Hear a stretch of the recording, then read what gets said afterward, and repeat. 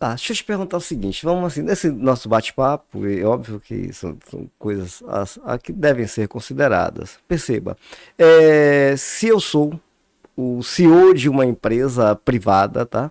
Uhum. Eu sou o gestor, o CEO, presidente de uma empresa.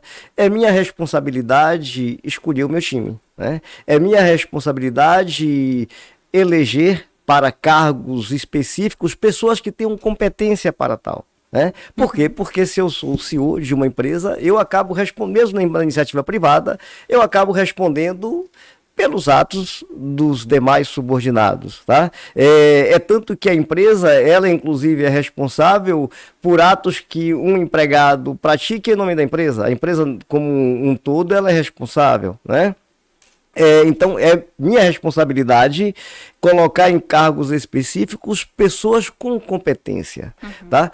Será que essa mazela que permeia a administração pública não seria, por acaso, porque o gestor principal, ao invés de colocar pessoas técnicas no cargo, pessoas que devem passar por um processo sério e um critério avaliativo, né, sério, para que exerça determinada função, será que isso não acontece porque os gestores acabam colocando os compadres, os confrades, pessoas que são filiadas ao partido, porque está devendo favores, porque tem indicação? Será que não é a mazela que a gente sofre não é exatamente essa? Então, perfeita colocação, Wadi. Vou pedir licença aqui para lhe chamar de Por Wadi, a favor, pedido por seu, mas com favor, todo por respeito. favor. E veja só, a gente tem que separar o joio do trigo, né? Tem gestores e gestores, tem condutas e condutas. Qual é a grande questão? Um gestor, como eu disse, ele vai responder em diversas esferas. Em algumas, ele vai responder até de forma objetiva por essa responsabilidade. Agora, quando a gente fala na lei de improbidade administrativa, a gente está falando de uma conduta que ela tem um elemento subjetivo. Trocando em miúdos, o agente precisa atuar com consciência e vontade para uma finalidade específica para que ele seja punido. Então, em âmbito de improbidade, que a improbidade administrativa ela faz parte do direito sancionador, que traz diversas implicações para esse sujeito, tem punições gravíssimas, pode inclusive é, abarcar o patrimônio, pode abarcar a vida pública dessa pessoa, tem diversas sanções de caráter pessoal que o gestor vai sofrer. Ela prevê a necessidade do dolo específico. Antes da nova lei, trazendo aqui esse tema que é importante, a gente teve em 2021 a Lei 14.230, que é a nova lei de improbidade, que ela promoveu diversas alterações na lei de improbidade administrativa. Uma das mais relevantes foi a exigência de dolo específico para que a gente possa falar em improbidade administrativa. Então, ou seja, aquele mau gestor, aquele gestor imprudente, ele não pode responder por improbidade. Antes da nova lei, ele até poderia em um determinado tipo de ato de improbidade, que é o ato que gera dano ao erário. A mera imprudência, o que a gente chama de culpa grave, ele poderia responder. Com a nova lei de improbidade, seja que título for, só existe ato de improbidade praticá-lo com dolo.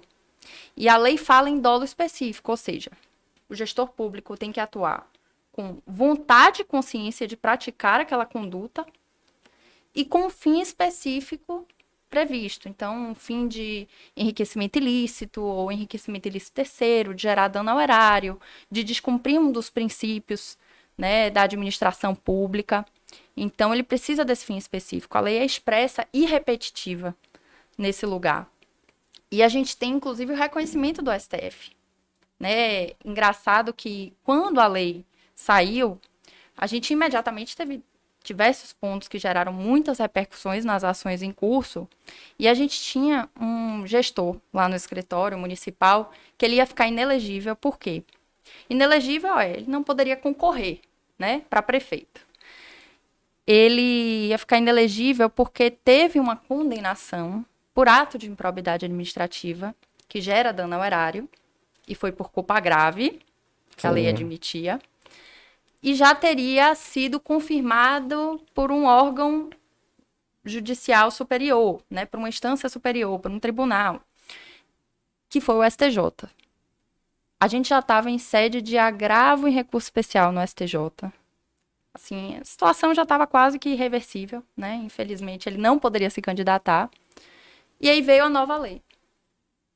E o que é que o STF, já depois de ser submetido diversas vezes a essa situação, fez? Suspendeu todos os processos que estavam em recurso especial para tratar sobre esse tema quanto ao dolo, a exigência de dolo. Então a gente aguardou e o STF depois, um tema de repercussão geral, que falando de maneira mais simplificada, uma decisão do STF que vai repercutir em todos os outros tribunais. Ela reconhecia a prática de ato de improbidade apenas praticado de forma dolosa. Então, aqueles processos que estavam em curso, eles teriam que reconhecer a prática dolosa para responsabilizar aquele sujeito. Não poderia penalizar, punir por ato culposo. Só não se aplicaria aos processos que já acabaram, né, que tiveram trânsito em julgado, como a gente fala. Então, a gente conseguiu reverter. E aí, restou desconfigurado o ato de improbidade, que antes estava sendo confirmado já nas instâncias superiores, porque não pode mais a mera imprudência do gestor, a mera culpa grave.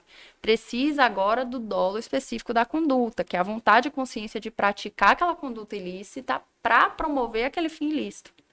Então, a gente reverteu essa situação e aquele candidato que não se elegeria, que não poderia concorrer, ele agora era elegível. Então, veja que quando a gente fala em improbidade administrativa, tem que haver essa responsabilização pessoal do gestor, de uma conduta praticada para determinado fim ilícito, com consciência e vontade. Ele pode responder em âmbito civil, ele pode responder em âmbito fiscal, né, por essa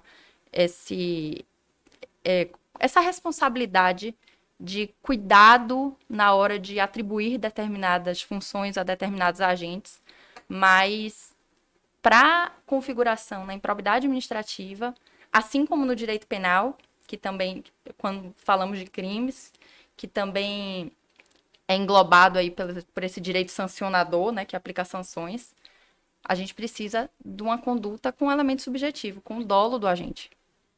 Tá certo. Então, Karina, então perceba, pelo que você muito bem explanou, hoje, quando o gestor público ele é incompetente, ele não tem o conhecimento técnico necessário, o que vai se configurar é uma irregularidade, mas não um ato de improbidade. Então, assim, para que seja caracterizado o ato de improbidade, hoje, pela alteração da lei, né, 8429, né? 8429 de 92.